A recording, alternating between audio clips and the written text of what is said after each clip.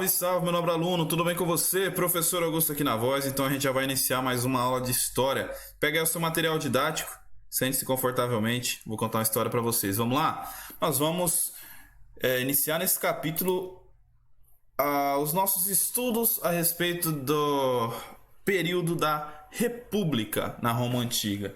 Então nós estudamos naquele capítulo anterior muito sobre a região onde se instalou a cidade de Roma, sobre os povos formadores, falamos sobre patrícios, plebeus, clientes escravizados e também nós estudamos sobre o período da monarquia de Roma. O período da monarquia aí que dura mais ou menos uns 200 anos, a gente teve aí 7 reis nesse período e é um período que não ocorreu muitas coisas em Roma, tá? O período da monarquia aí aconteceu muita coisa não.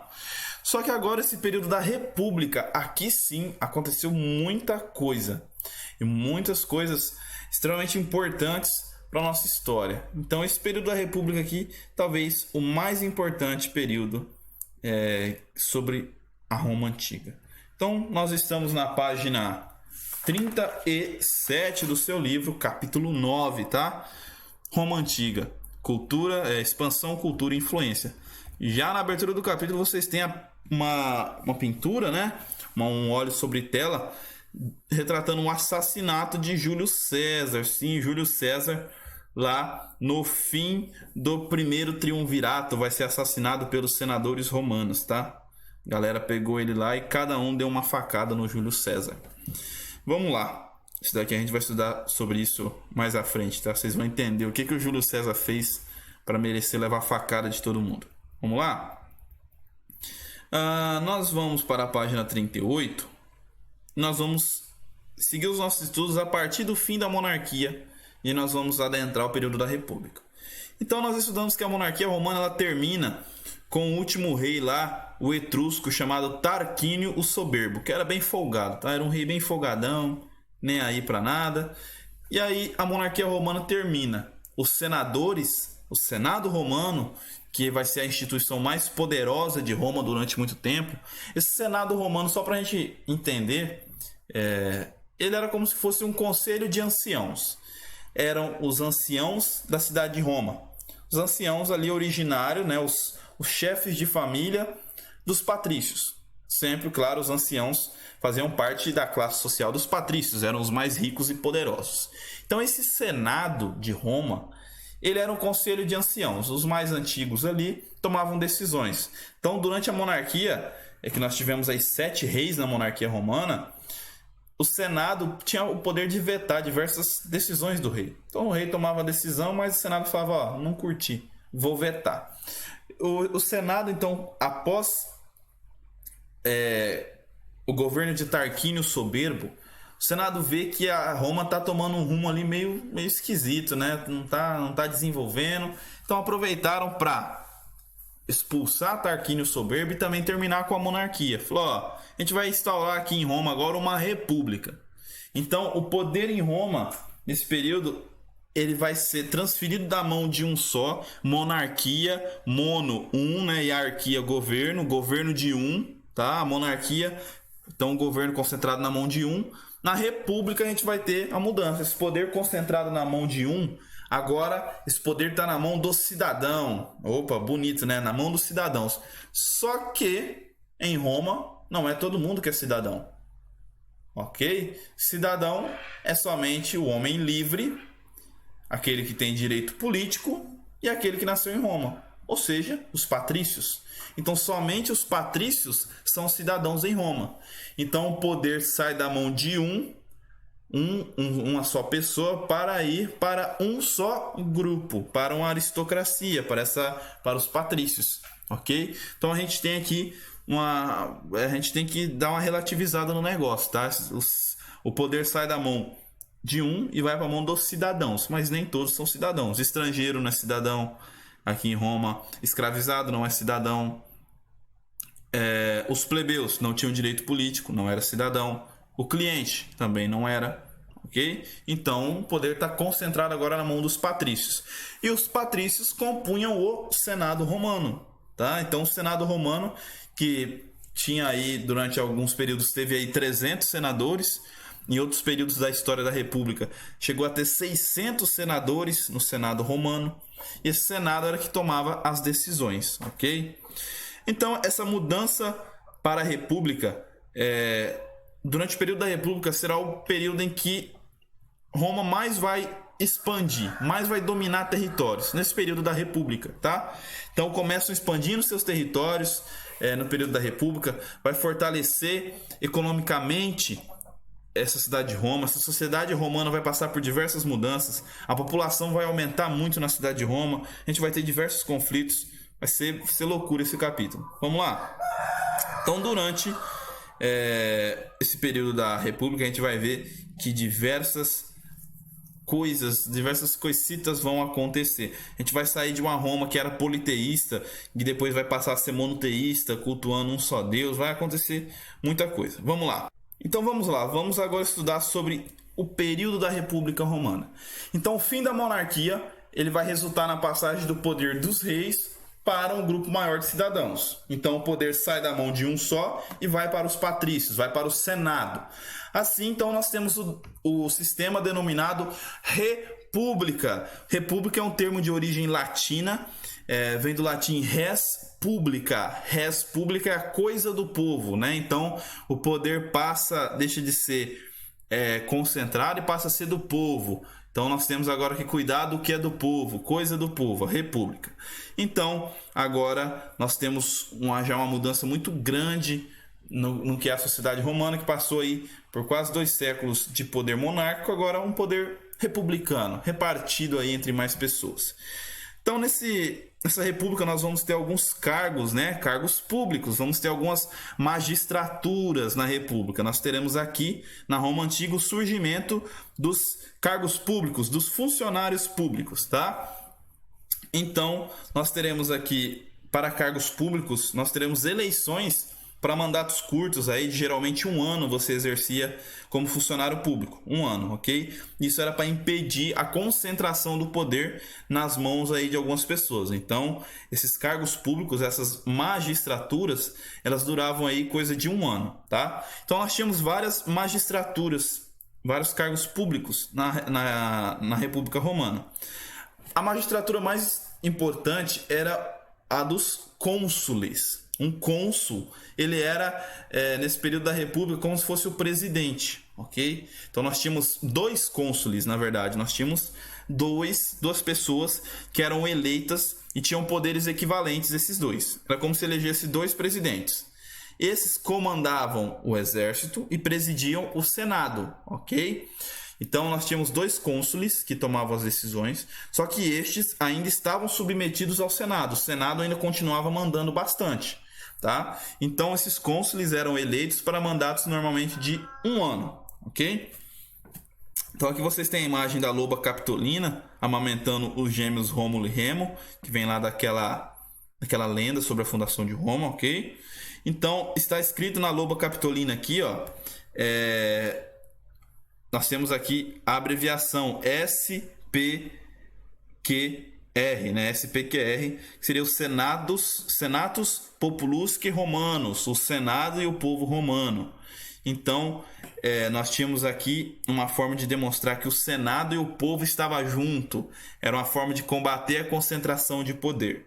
Então, esse Senado, que era o Conselho dos Anciãos, Senado é uma palavra em latim, senatus, que vem aí da palavra senes e senectus, quer dizer ancião, velho. Então, o Senado seria aí o Conselho dos Anciãos, Conselho dos Velhos. Então, esses anciãos, eles tomavam várias decisões. Ele é responsável por exercer uma certa autoridade. Então, o Senado, ele simbolizava muito o auctoritas patrum, né? A autoridade do pai de família, do pater familias, tá? Então, o Senado era uma instituição que refletia muito os costumes da sociedade patriarcal, os homens ali que se uniam e tomavam as decisões. Então, além do Senado e dos 2 cônsules, que os cônsules eram magistraturas, eram cargos públicos, existiam outros cargos públicos, tá? Então, nós temos, para fazer essa máquina pública romana funcionar, o Senado, composto aí de 300 até 600 senadores, ok? Nós tínhamos os cônsules, que eram como se fossem os dois chefes ali, ok? Nós tínhamos os pretores. Esses pretores eram que administravam a justiça. Os pretores, eles tinham o poder disciplinar, de aplicar as leis. Então eles eram como se fossem os juízes da cidade. Ele era o juiz. Então ele tinha o poder disciplinar, de aplicar a justiça, de fazer justiça, ok? Então esses são os pretores. Nós tínhamos os edis. Os edis eram funcionários públicos, eram magistrados que tinham como função garantir o bom estado e o funcionamento dos edifícios e de outras obras públicas. Então eles fiscalizavam se a rua não estava esburacada, se a água, o sistema de água estava chegando, estava abastecendo toda a cidade. Eles estavam observando se o templo estava em bom estado, se o prédio público estava em bom estado. Então os edis, eles eram fiscais, fiscalizavam as estruturas, as construções públicas. Era a tarefa dos edis administrar tudo isso.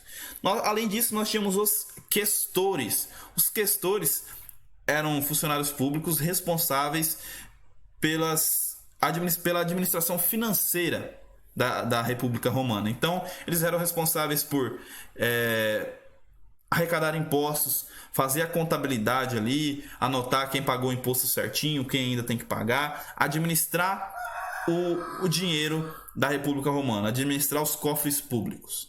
Então, além dos questores, nós tínhamos os censores. Os censores eram funcionários públicos que faziam o recenseamento da população, faziam um censo ali, olha, nós temos tantas mil pessoas aqui na nossa República Romana, hein? Aqui em Roma nós temos tantas pessoas vivendo, faziam o trabalho tipo que o IBGE faz, de recensear a população, contabilizar, nós temos tantos por cento são mulheres, determinada porcentagem de homens, nós temos uma determinada porcentagem de crianças e tal. Então esses eram os censores, eles eram responsáveis por fazer o censo da população. Então esses eram os cargos públicos, as magistraturas que existiam na Roma Antiga.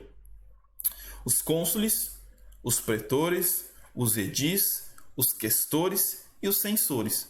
Pretor toma conta da justiça, edis dos prédios públicos, só você lembrar de edifício, tá bom?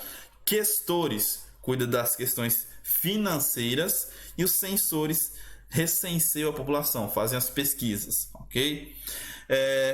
De vez em quando acontecia algo fora do comum, eles elegiam também, os senadores elegiam um ditador. Quando as coisas fugiam um pouco do controle, elegiam um ditador. Só que esse ditador, ele tinha um período máximo de governo de 6 meses, tá? Então, o ditador, ele era eleito em períodos de crise, ou de conflito interno, ou de invasão, e ele anulava todos os outros poderes. Ele anulava o poder dos pretores, dos edis, dos questores, dos censores e dos cônsules. Então, quando esse ditador era eleito, ele tinha 6 meses para governar somente ele, fazendo o que quisesse. Era uma forma de concentrar o poder durante um limitado período de tempo para resolver alguma questão, tá? Então ele tinha autoridade sobre as demais magistraturas, tá? E ele tinha como tarefa, como função, tomar medidas urgentes, tá? Então era somente em casos extremamente graves que era eleito um ditador, tá? E ele tinha um período máximo aí de 6 meses, tá bom? Então, ser eleito um magistrado em Roma, um funcionário público, ele demandava certas condições básicas. Primeira delas, você tinha que ser cidadão e tinha que ter direitos plenos, direitos políticos. Então, obviamente, você tinha que ser um patrício, você tinha que ter direitos políticos. Só tinham direitos políticos os patrícios. Então, existiam ainda outras regras. Por exemplo, para você ocupar o cargo de cônsul, para você poder ser eleito um cônsul, você tinha que ter trabalhado como um censor. Então, olha, somente pode se candidatar a cônsul aquele que já trabalhou como censor. Então você meio que fazia uma carreira pública. Você tinha um mandato de 1 ano como censor, se candidatava no outro ano para ser questor, no outro ano para ser um edis, no outro ano você se candidatava para ser um pretor, se candidatava para ser um cônsul, entende? Então você fazia uma carreira pública ali, você vivia naquela. E nesse período aqui, para adquirir votos para essas magistraturas, a maioria desses magistrados eles vinham do Senado, eles faziam parte do Senado romano, tá? Então, para conseguir ganhar essas eleições, para ser eleito para um cargo público, eles faziam festas, banquetes grandiosos. Então, se eu me candidatasse aqui a ser um questor, por exemplo, eu ia trabalhar com as finanças. E você aí, meu brother, também se candidatava para ser um questor. E aí você fala, pô, eu vou ganhar do Augusto. Então, para fazer isso, eu vou dar uma festa. Vou chamar todo mundo aqui. E aí você dava uma festa, chamava as pessoas do Senado, as famílias patrícias, e dava aquela festa que durava aí 48 horas de festa. Então, você garantia votos para você. O pessoal fala, pô, aquele cara é da hora, né? Ele deu uma festona, eu vou votar nele. Entende o que está acontecendo aqui? As pessoas, então, de certa forma, trocavam seu voto por uma festinha, coisas do tipo. E era permitido nesse período, tudo que você gastasse em campanha, né? Vamos chamar de campanha eleitoral, tudo que você gastasse aqui em campanha para se eleger para uma magistratura, se você vencesse, conseguisse o cargo público, você seria ressarcido de tudo que você gastou na campanha. Então, se você, para se tornar pretor, para tomar conta da justiça, ser um juiz na Roma Antiga, se você tivesse que gastar muitos francos aí, gastar 1 milhão de francos fazendo festa e conseguindo fazer uma moral ali para ganhar votos, quando você fosse eleito, se conseguisse ser eleito, os cofres públicos te ressarciam de tudo que você gastou para se eleger. Entende? Então, valia muito a pena você fazer parte das magistraturas, além de te garantir muito prestígio social. Você tinha um prestígio social muito grande. Então você fazia parte do Senado, era de uma família patrícia, então você tinha dinheiro para gastar e se tornou ainda um pretor, tinha prestígio e ainda foi ressarcido de tudo que você gastou para se eleger. Olha só que loucura, né? Então, essa daí eram as magistraturas, os cargos públicos na Roma Antiga. Tá vendo? Então, esse daqui é uma representação do que era o Senado romano. Ó. Eles todos sentados aqui, discutindo algumas questões. E era mais ou menos desta forma o Senado e as magistraturas. Vamos ver aqui quanto que nossa aula está. Vamos lá, vamos seguir aqui e terminar essa parte. O fim da monarquia, o início da república, ela vai ser marcada por uma grande crise econômica, tá? Uma crise econômica muito grande, principalmente porque a terra estava concentrada na mão de poucos patrícios. Então aqui nós temos a concentração fundiária, né? Os grandes latifúndios. E aí, com isso, as pessoas não tinham... Poucos plebeus tinham terras para trabalhar, para plantar. Então esses plebeus vão acabar se endividando e não tinham condição de pagar essa dívida, não tinham terra para trabalhar, a terra estava concentrada na mão dos patrícios e você, plebeu, não conseguia comprar a terra, entende? Você não comprava terra nessa época, não comprava um terreno. E aí então os plebeus vão começar a questionar essa organização social de Roma. Os plebeus começaram a questionar, falaram, só vocês patrícios que têm terras, só vocês patrícios que concentram o poder. Então, nós, plebeus, já que vocês não nos dão nenhum direito político, vamos lembrar, os plebeus não tinham direito político, tá? E, nesse período, as dívidas geravam escravização. Então, se você, plebeu, contraiu uma dívida e não conseguiu pagar, você se tornaria escravo, tá? Então, você se tornaria um escravo, você não tinha como pagar a dívida. Tava aqui nesse período, para a plebe, era muito ruim. Então, os plebeus se juntaram e falaram o seguinte... Patrícios, é o seguinte, nós, plebeus, reivindicamos os nossos direitos. Vocês vão nos proporcionar direitos políticos? Vão nos proporcionar terra? Os patrícios falaram, não. Então os plebeus falaram, beleza, a gente está saindo de Roma. A gente vai fundar uma outra cidade. Nós vamos parar todas as nossas atividades em Roma, tá? Até o exército também se juntou nesse período aos plebeus. E olha, nós estamos indo embora de Roma. Se vira aí vocês. Os patrícios eram acostumados a ter escravizados trabalhando para eles, mas os escravizados fazem o trabalho ali no campo, coisa do tipo. Mas e na cidade? Que quem fazia o trabalho eram os plebeus. Faziam todo tipo de trabalho. Sem plebeu, a cidade não acontecia. Não existia Plebeus eram a maior parte da população. As oficinas, os mercados, os comerciantes, todos eram plebeus. Então os plebeus se retiraram de Roma. Falou, valeu então, estamos indo embora. Se vira aí vocês, patrícios. E os patrícios olharam e falaram, e aí? Quem agora que vai abrir as oficinas para trabalhar? Cadê os comerciantes nos mercados vendendo produtos? E aí os plebeus então se retiraram e montaram um acampamento próximo ao Monte Sagrado. Ficam 5 quilômetros de Roma. Falaram, beleza, a gente vai fundar uma cidade aqui pra gente. E vocês se viram aí, patrícios. Então, os patrícios falaram, opa, sem os plebeus a gente também não consegue viver na boa. A gente não consegue viver aqui na paz. A gente tem que ter plebeus trabalhando pra gente poder viver. Sem os plebeus, os patrícios não eram nada, tá? Eles eram fundamentais na sociedade romana. O exército era fundamental. O exército também se retirou junto com a maioria da plebe.